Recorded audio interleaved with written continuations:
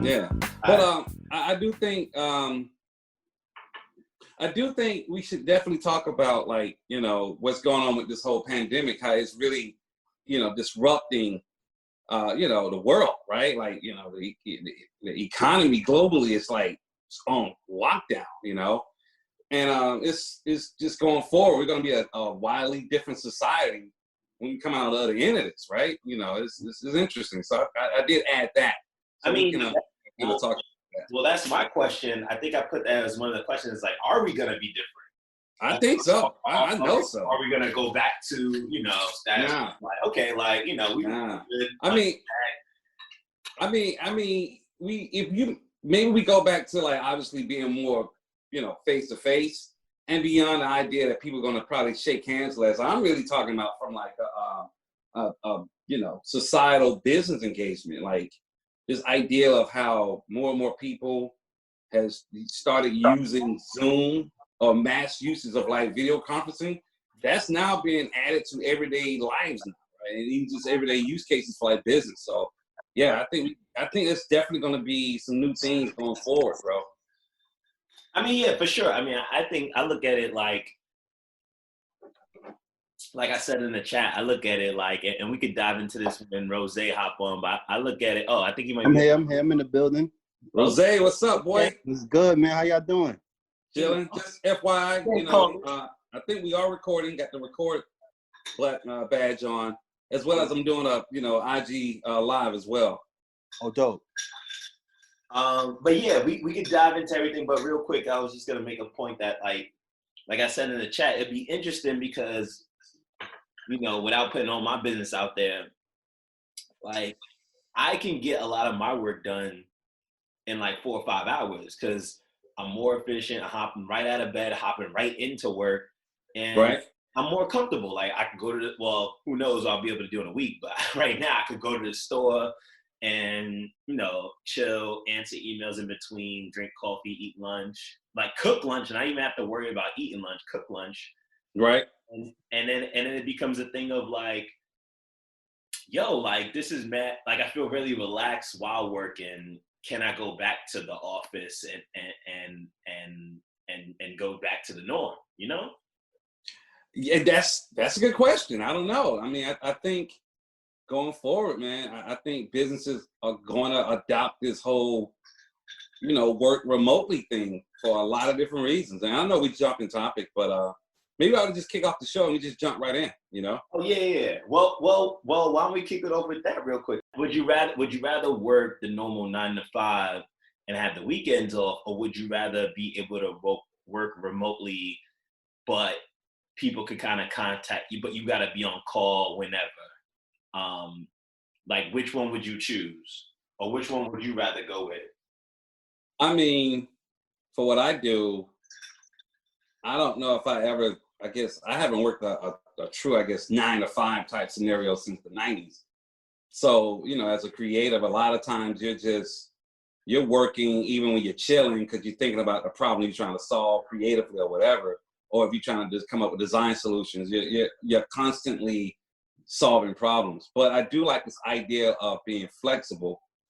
While being flexible with a job means that you can kind of don't have to be at a desk or in a particular building at any given moment. It does come with a trade-off. Like you're gonna have to make yourself a lot more available via some type of, you know, Slack or text message or emails. So it is a trade-off. I guess for me, I kind of like the latter. Like I guess the 9 to 5 approach to anything that's more of an industrial age mentality. So I think being that we're more information age / virtual, yeah, you kind of have to, you know, roll with what we have now, which is definitely kind of being available when things need to be done, you know? Yeah, that's a good point. For myself, I like the idea of like, I don't really mind like working from home or just like working on the go. I think we're super connected with everything that we do.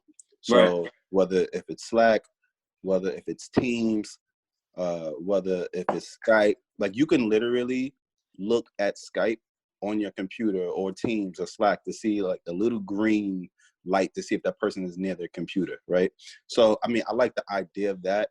I think we're kind of like fortunate just in our grind and what we do from a day-to-day standpoint where, you know, we don't have to be in an office and we don't have to be anywhere. Like I was answering emails at midnight of like last night, right? Per what you were saying, AD, like I got getting all my thoughts out. And the first thing I do when I get out the shower, like I go to my pad, my notes in my Apple device, and I'm writing down notes. And then, you know, I'm sharing that with like whomever via email or Skype or whatever. So like, I like the idea of just being flexible as well. Yeah, bro. You shouting out a lot of Apple stuff there. They paying us? They should. I mean, it's funny you say that, man. Like it was a big article about how, you know, when this new e-learning / virtual work abroad, whatever, it's like their products are being used the most in terms of like learning perspective, right? Yeah. Works. Because it's so integrated too. Yo, real quick, because I know we record remotely, but I still got we still got to keep the swag. I forgot to say, yo, y'all introduce yourselves, and then we can just jump right into the next joint. But you know, this is your boy Tony Stallion, aka the Chef. We still cooking during a pandemic. Come get your orders whenever you need it. All right. Right. Yo, this your boy AD by way of Decatur, straight from Grady, baby. You know what I mean? ATL all day here in New York on lockdown, repping my city that I once was a part of, but now I'm a part of NY and I'm loving it. But, you know, lockdown is whatever. Once again, it's Easy Rose, man. You know, just staying alive, bro. Doing what we can. Just doing what we can. Yo, man, I gotta say, I like Rose's tags, man. My man always got the one-liners. Yo, get your paper, stay out their way. Ain't no self-talk. We're gonna have to make some t-shirts out of those, man. Coming soon. That's an ad, bro. The merch is coming. The merch is definitely coming. Yo, AD, I had to make some coffee before we potted because I was like, damn, yo, he's such a great host, man. He always had the coffee on deck when we at the crib. So I had to make something this morning. I got my coffee right here, you know. But the thing we kind of started with kind of brings us to the first topic. I remember Rose shared this in the chat talking about China. So I guess you could take news coming out of China with a grain of salt nowadays based on all the stuff that's going on. But, you know, there was an article in Ad Age, and according to Ad Age, a number of, I think it's just one, BBH, an ad agency in China, kind of started the flow of getting back to work. So, I mean, I think what we talked about in the beginning of this is super relevant. I guess my next question would be like, how has working remotely or from home affected you in your day-to-day, you know? And like, do you have any issues with like clients and people? Well, where I work at, you know, I mean, I just jump in real quick. You know, working at Big Blue, you know, we call IBM Big Blue. That's the street name for it. But, you know, they've kind of already adopted the model of work remotely for like, I don't know, the last 20 plus years since, you know, laptops have been like those things that allow a lot of the consultants and designers and engineers to more or less be on premise with their clients, right? So we're more or less already set up to kind of work remotely and be not at a physical spot, which is funny because if you think about like having that culture already like in place at a company that has 300,000 people employed, at any given moment, the CEO or our local regional leads, they can be like, well, if anything happens in case of like a natural disaster or an emergency, or obviously now with this pandemic, they can easily send out an email or a Slack and say, hey, you guys work remotely and don't come into the office. Like we recently got a new email from our regional rep telling us that until things calm down, we can't even get into the buildings. They're like deactivating our badges, right? Oh, so shit. We have no choice but to work remotely. But we already kind of set up to even do that in the first place, which leads me to the second point. Even before the government decides to even take like I guess steps to try to lock things down and lock down the bars and these places to hang out at, IBM 2 weeks prior to, you know, our crazy ass president saying something or trying to do certain things about locking things down, already took measures to tell us to work remotely, because especially things that broke out in New Rochelle with those issues and up in Westchester, Right. New Rochelle. Yeah, they were like, yeah, so globally, you guys gonna just stay as at the house. And more than anything, he was already previous to a lot of stuff what was happening in China in the first place because we have offices over there, So yeah, we already kind of set up to just be, I guess forward deployed like that. It's almost military thinking. What about you, Rose? Yeah, man, for sure. Like, it's been pretty cool, like, just working from home and like the idea of that. The only thing I'm missing is my second screen. I should have took my monitor home. Honestly, real quick, I saw people because I would say this is the first full week of working remotely. Monday, they allowed us to go back into the office, and I did see some people coming in, taking monitors home. I thought of Shadow, and I was like, damn, this would have been the perfect time to grab a monitor from the office, and nobody gonna say nothing to you. Right. Yeah, bro. Like, especially us too. Like, so I work in media, and then on the agency side, and we get like all types of lunch and learn meetings. So we usually get Stadium, and then for people that don't know Stadium is a site where you can order like food from like a selection of restaurants, and when you click the button to order your food, like no matter where people are ordering from, they'll come and collect everyone's food and make sure like it's on time. Yeah, and that's mad fancy. Right, yeah. So it's like bougie shit, and like so the Stadium bags that we have are like huge. Like we have them all over the office. I would definitely, I should have definitely grabbed one of those bags to take my monitor home. But anyway, but not like we don't want no issues when this is all over. You know what I'm saying? Exactly. Nah, for sure. But like, I mean, it's been cool, and just the business model. We're prepared to work from home probably for the next month or so, right? Like that's a reality. Yeah. We don't need to really be in office, and I do think just going back to BBH, the Asian advertising company.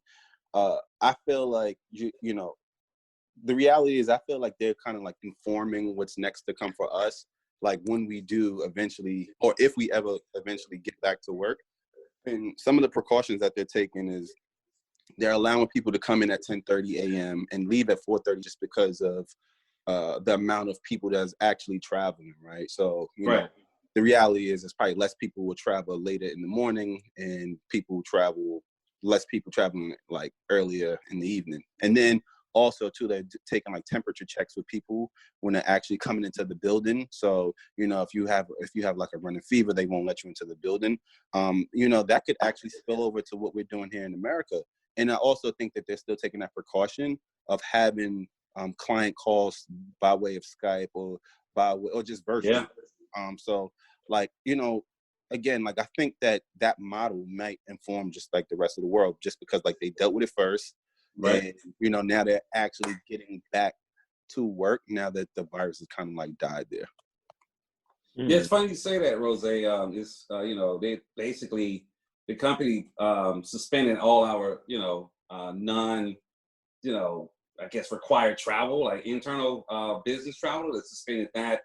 And, if we just need to just get with our clients, then that's about the only time when we're like allowed to jump on the plane. But I think even that now has been kind of peeled back because a lot of clients are no longer, in the office. So yeah, it's interesting how we're like doing this thing called pivoting. Like that's the new word for a lot of people now, from like big businesses down to the small guys, that everybody has to pivot to be more virtual, So, you brought up a good point. It's crazy when you say that that email about business travel.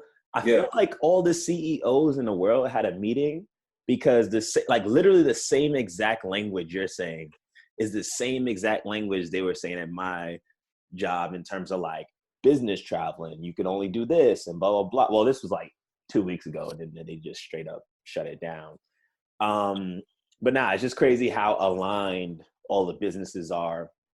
And I was just going to jump in. I think for me, from a production standpoint, it's been pretty tough, honestly. Like, I think the idea phase of coming up with stuff has been kind of fun because we're getting new and interesting ideas of how to produce something remotely. A lot of animation and CGI work is being thought of and presented, because a lot of vendors, you know, they're set up to work remote also. Like any productions that were shot and filmed before this whole thing happened are kind of still going on. But I think for me, the hardest part is because you can't congregate in groups of 10. Any of you that have been on productions know that if you're shooting something, you got at least 30 people. Or on a small shoot, you probably got at least 20. You know, you could probably have like 10 people, like they say, but it just becomes something that, you know, a lot.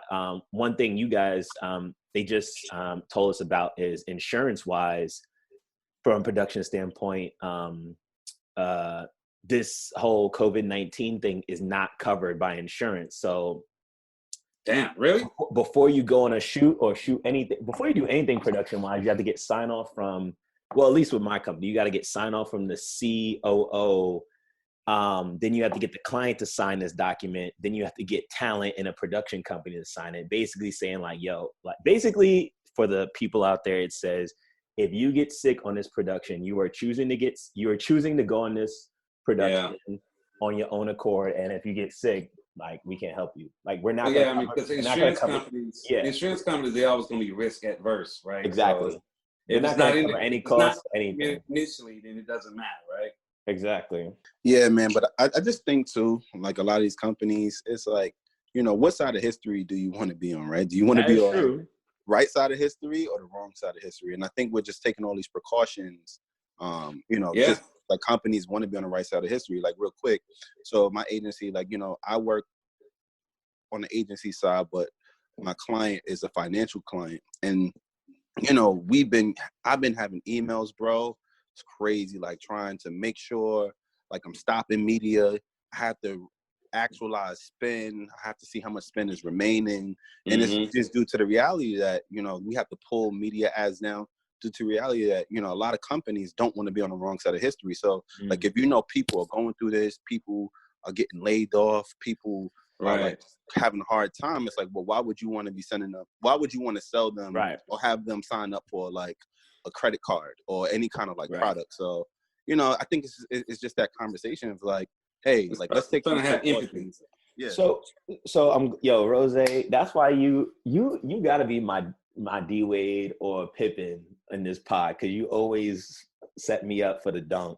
But like, I'm glad you brought that up. I'm gonna kind of skip through the topics a little bit, but that kind of brought me to I want to say, where is it? Wait, real quick. I'd rather be Pippen than D Wade right about now, but I feel you. Oh, yeah, all right. You the Pippen. You know what I'm saying? It's all good, man. AD, I give you Jordan. You know, I'll be what's his name? Oh, you LeBron now? Okay. You Rodman? Yeah, I'll be Rodman. You know, elbowing people. You know what I'm saying? Okay. Yo, Rodman was future forward though, bro. Like, yeah, Rodman he was. has influenced a lot of stuff. We're not gonna get into that though. Actually, you know what? That's a good topic for when we get the Chicago Cats on in. But I would love to talk about Rodman from a marketing perspective. Oh yeah, that's another part though. But but nah, Rose, you brought me to a good point. If you look on that doc, or look at number 5. I've been noticing a lot of stuff on Twitter. I've been tweeting a lot about stuff that like tone deaf, kind of marketing around this whole COVID-19 and and stuff that's been like helping and uplifting people. So like you were saying, in terms of being on the right or the wrong side of things, excuse me, tone deaf, for example, I only got one example here, but tone deaf would be, if you guys saw, there was a celebrity montage video of a bunch of celebrities singing a John Lennon song. Oh yeah. And like, if you just look at the response, it's just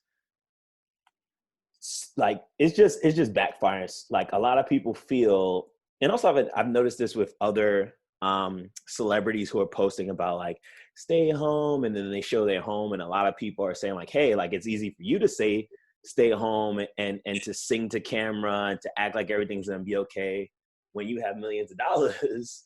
But like what are you doing? How's that helping the normal folk? And I think you brought up a huge point. It's like, I've been hearing from different people, not from my company, but I've been hearing about a lot of people trying to capitalize on people on TikTok, on a lot of people on TikTok and a lot of people working from home, and they're like, all right, so how do we capitalize on things? Yep. Let's be very clear. I mean, Rose said it. Hey, man, at the end of the day, capitalism does not have a moral code.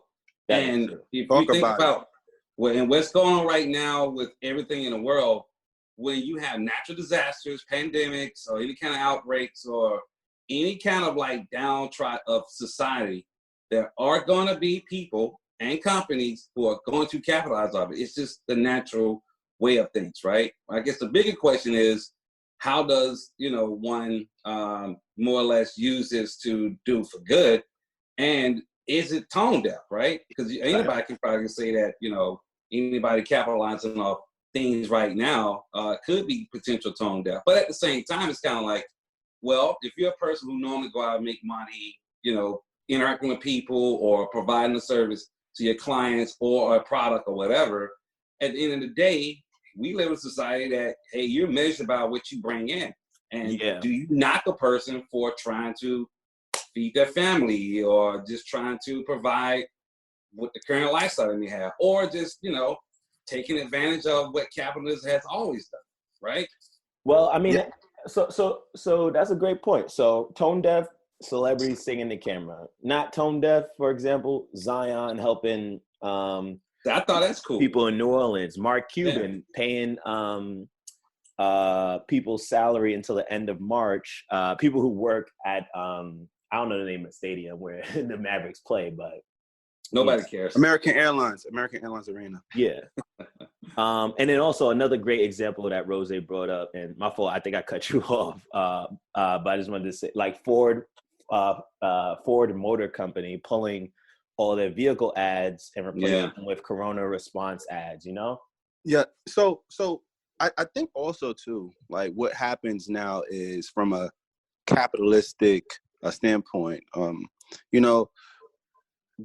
we're in a weird place now, right? So now we just pivot the conversation, right? So like versus you are trying to make people like aware, like you're practicing awareness, whether it be products or whatever.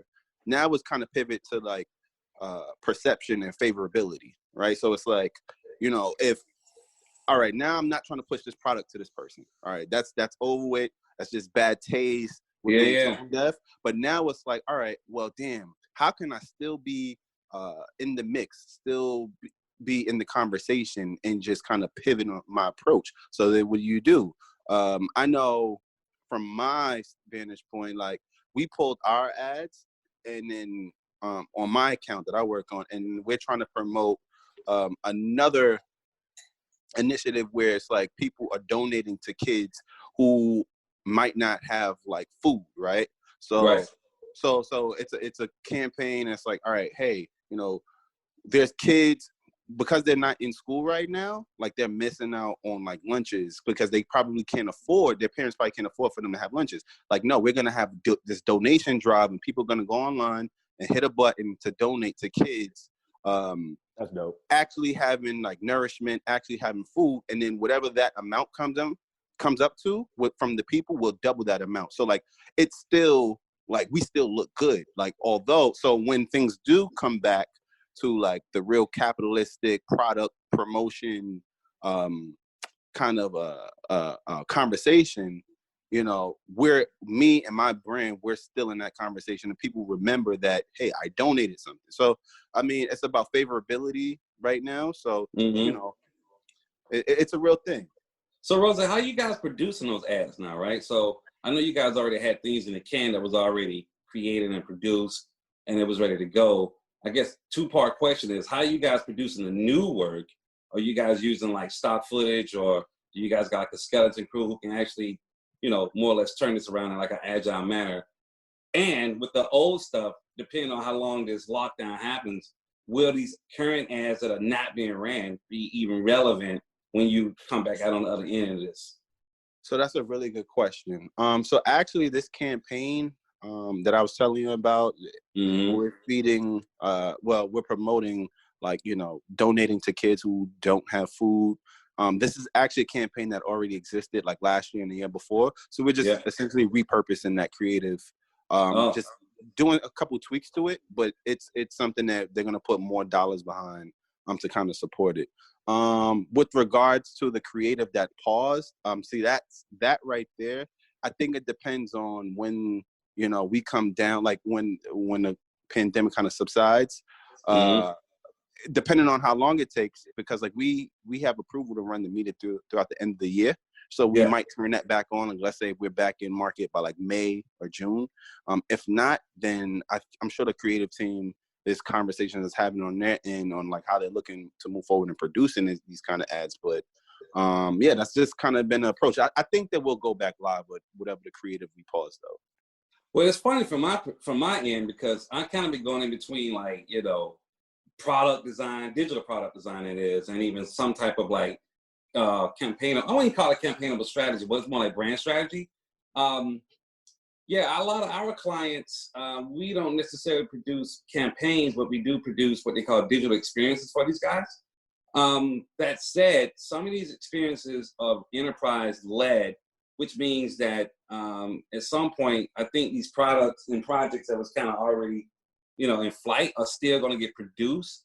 It's just depending on if the clients still want to move forward with putting these products out, right? Because the world has kind of changed. So in the case of like, I don't know, like a blockchain approach, or even like some type of digital transformation of like, you know, business XYZ, all that now is going to be contingent on like if the business wants to even pursue transforming that part of their business anymore, right? So yeah, I do feel like us producing client work, it may change, but from our perspective, we was already kind of working remotely anyway. So it may not change exactly how we work. It more or less going to change what we produce for our client going forward overall. And I even think with Big Blue and even like a lot of the other tech consultancies, I think a lot of these guys are going to more or less start pushing their talents or using their talents to maybe proactively help our government or other pharmaceutical companies better combat future pandemics, you know? So Yeah, I man. think it's going to change a lot, you know? I mean, yeah, you bring up a good point, because I know, like, I didn't work on this, but I know one of our clients did like a March Madness ad, and like now they're trying to do some visual effects and some post work to make it look more like a regular, you know, any kind of game. Because it's like, by the time this is done, it's obviously not, well, March is almost over. It's obviously going to be irrelevant and over. And it's kind of like, all right, well, but I think this will be an interesting time, honestly. I think after we kind of get through this, it'll be an interesting time for creative, because, you know, there'll be a lot of stuff. There'll be a need for a lot of new stuff, I would hope. You know, hopefully budgets don't get cut because of, you know, businesses and the stock market kind of plummeting a little bit. But I hope that like companies kind of keep their marketing budgets up, and it's like, all right, well, we had this low of ads that we've been rerunning, so it's like, what do we do now? Like, we want to see something brand new, we want to see something hot, and I'm looking forward to seeing what Apple does, because I'm sure they'll do something with FaceTime, and I would love to see what Nike does, you know, kind of GOAT companies like that.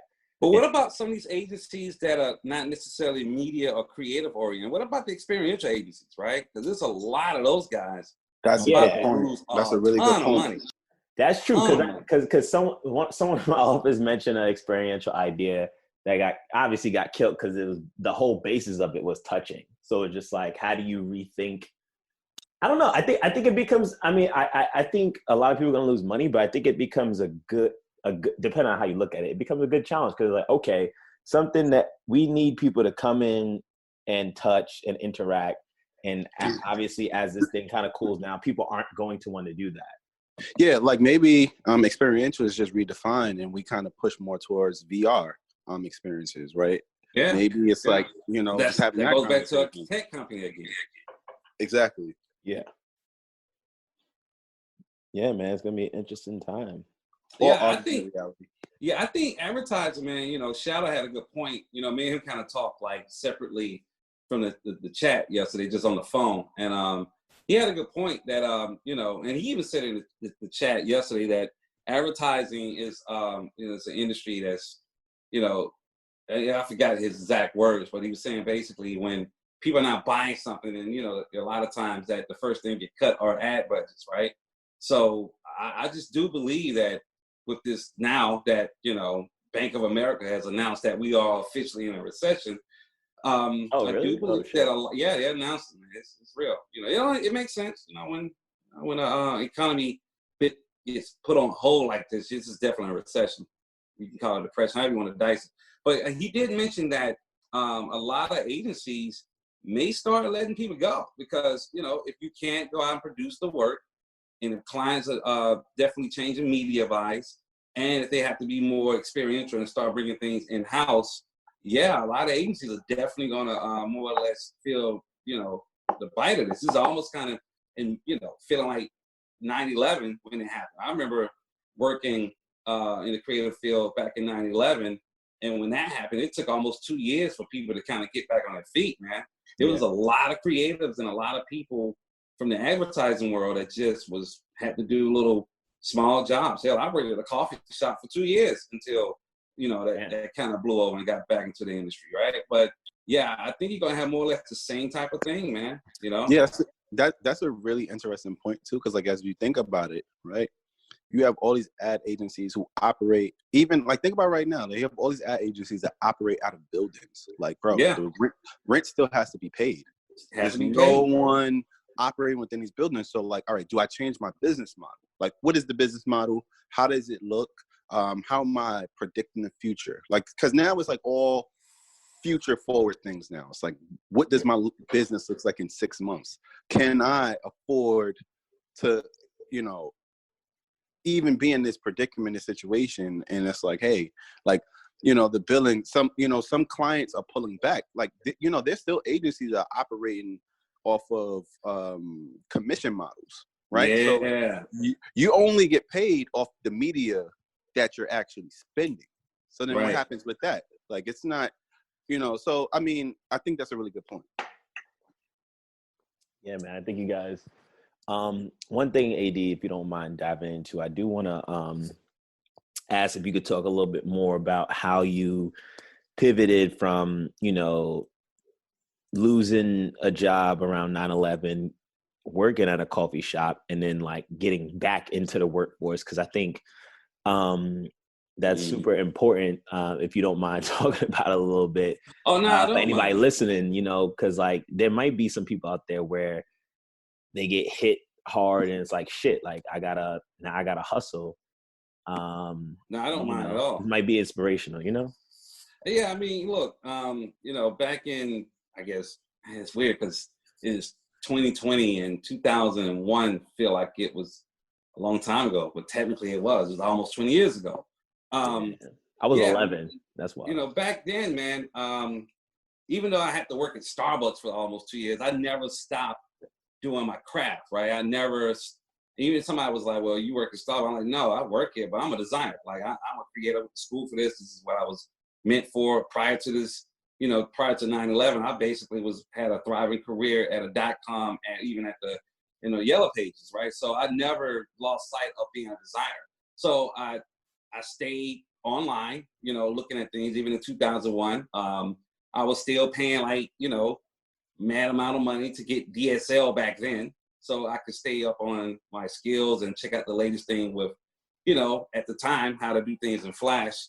And I tried to freelance a lot, right? And I reached out to my network of people when I lived in Atlanta who had, agencies who still needed small work to get done. So while I was pouring coffee, part-time at Starbucks, I would get off there, or before I go to Starbucks, I would go and do freelance gigs, right? I worked at like, 10 agencies. At the time was Ronstadt. I also reached out to some of my friends who had marketing and design firms. And, I just kind of stayed connected with groups of people who were still in the industry. So I think, the idea that, you have to reach out to your network, that may sound old and cliche, but it still worked even then. And I think it even more so now. And mind you, I was doing all that without social media wasn't even around, right? So I'm basically having to call people and send emails, and hopefully that people would check the emails to actually just see what was out there, So yeah, I just stayed consistent, man. I stayed, just really on my grind. And also, as I went and did new gigs with different places I worked at, I try to build a rapport with people because, the first thing you want people to remember, like, oh, that guy did a good job. He's dope. He get the work done. He didn't say no. One of my old mentors even told me, like, if you didn't know anything, never tell anybody you don't know shit. Like, tell them, like, hey, I'll figure it out. And then you go get a book and then you figure it out. So it's just basically having, just survival skills, bro, and just understanding that at the end of the day, if I don't get out here and make it, I won't eat, right? And that was 2001 through 2003. So I think that still applies to now, man. You have to figure out how to pivot. And with the tools we have with social media, LinkedIn, Instagram, you basically got to use the tools at your disposal to figure out how to stay connected, right? Look what's going on right now with this, everybody having to do things virtually. Everything from Zoom to Google Hangouts to WebEx to even Skype, like, have boomed in terms of everybody using these tools to stay connected, right? So I think that's the biggest thing that anybody who's freelancing or not, or who get laid off, is that you just got to learn how to pivot and you got to rely on your network, and you just can't sit on your hands. And you don't have to in today's world. You can literally push a button and be connected to 1 million plus people, or whatever, thousands of people, or whatever. Right. Yeah. Just to add to that too, I think not even to add to that was perfect, man. I ain't gonna say nothing. Let's move on. But I appreciate that, bro. Cause like, I think for me, I think I'm also worried. I think a lot of people out there are worried about what's gonna happen, what's gonna come out of this. Cause also with, 9/11 and, the last recession, like you said, once company stock go down, usually a lot of people out there, if you don't work in marketing, the first thing that gets cut for most companies is their marketing budget, because they have to balance out the books. And it's like, right. And it's like, all right, well, what products are we making that we need to promote? Well, it's cheaper if we just use these old ads that we had and just repurpose them and just pay talent fees or whatever the case may be. So that's usually what happens. They don't want to produce anything new. And then there's also the silver lining to that, where there's some companies where their budgets don't get harmed. They're like, all right, we want to be the first one to come out with some new stuff. And, you just gotta be ready. Stay ready. I'll tell you one thing. Get ready. I'll tell you one thing. If there's a company out there or a group of people who can produce really cool memes or Insta story type creative with strategy leading that, I think they'd kill it. Think about it, right? Because that's true. That's really cheap creative that you can get done within like hours. The media buy is basically somebody running like a channel for a brand and, boosting a post or whatever. And you basically just getting quick learnings as you post things in these channels like that. So I think, I'm sure agencies are going to adapt that same type of method just to keep themselves agile and relevant with a client. But I think anybody who can produce like snackable content in Instagram right now, or any kind of social channel like TikTok or Twitch or whatever, they're going to win. They're going to win because it doesn't take anything to produce that stuff. Right. And you don't need a lot of bodies too. Quick question. As we're talking about this, like I thought about this the other day. So AD, like I heard you talk about a lot.